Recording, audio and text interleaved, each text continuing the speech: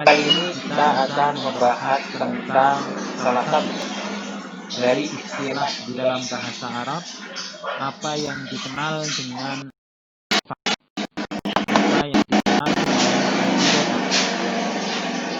yang dimaksud dengan idhofah adalah bentuk penyandaran antara satu kata dengan kata yang lain. Kami ulang bahwasanya yang dimaksud dengan idhofah adalah bentuk penyandaran antara satu kata dengan kata yang lain. Untuk memperjelas dari definisi ini, kita perhatikan contoh berikut.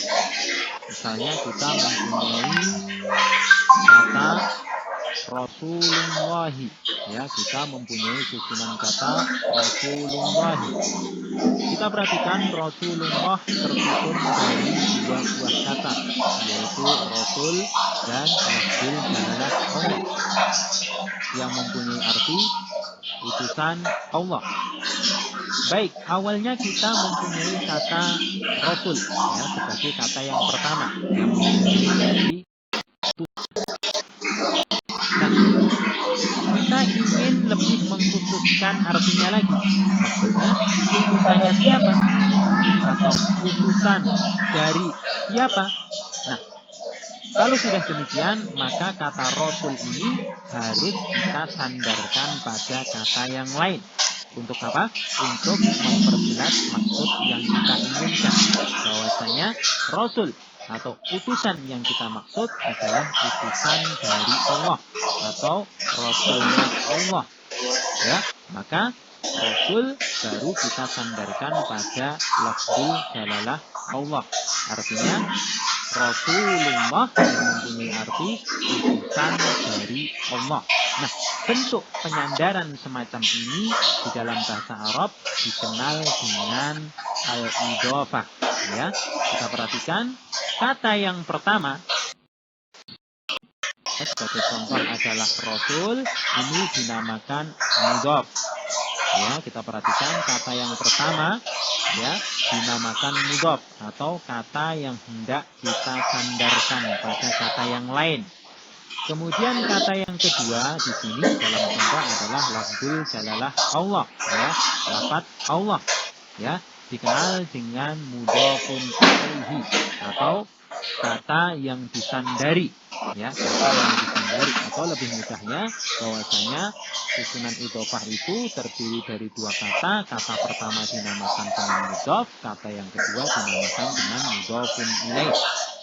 Baik, untuk lebih jelasnya lagi kita perhatikan contoh yang lain. Misalnya kita buat contoh kitabul ustadi, ya, kitabul ustadi. Nah, awalnya kita mempunyai kata kitab, artinya buku. Kita ingin bukunya siapa?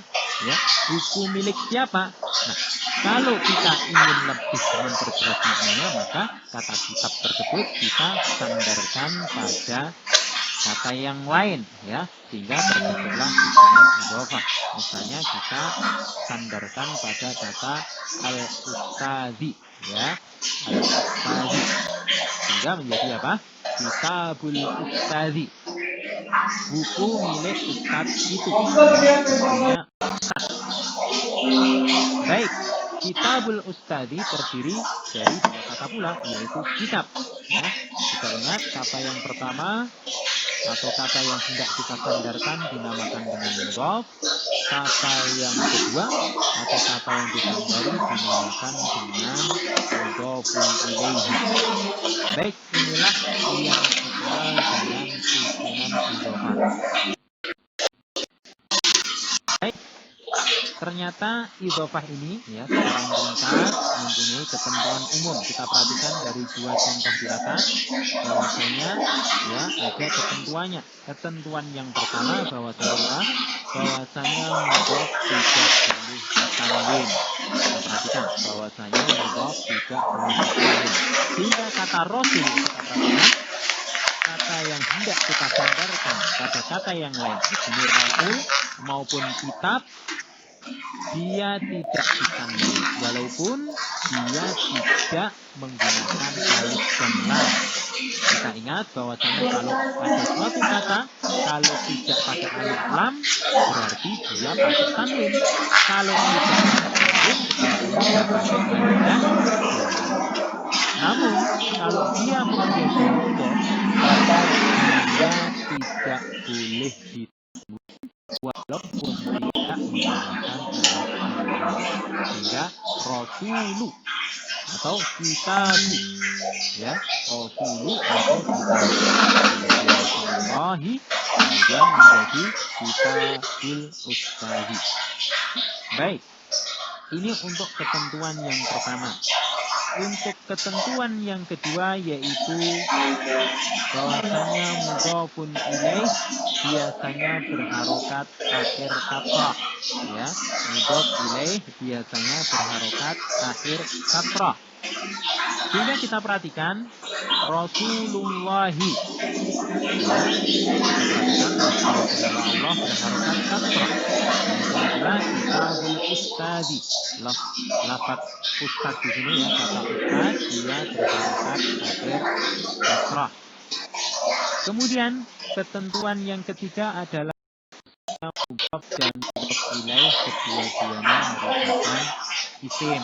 Ya, kita perhatikan bahwasanya mudhof dan mudhof ilaih kedua-duanya merupakan isim. Sehingga ketentuan yang ketiga ini kiranya menjadi bonus, ya, bonus tentang ciri-ciri dari isim. Bahwasanya ciri isim itu idzofah. Ciri isim adalah salah satunya idzofah. Itu tentang idzofah, ya, yang tadi kita katakan bahwasanya sebagai bonus dari ciri isim. Sehingga praktisnya bagaimana? Seandainya kita menemukan dua buah kata, ini praktek-praktisnya apabila kita menemukan dua buah kata.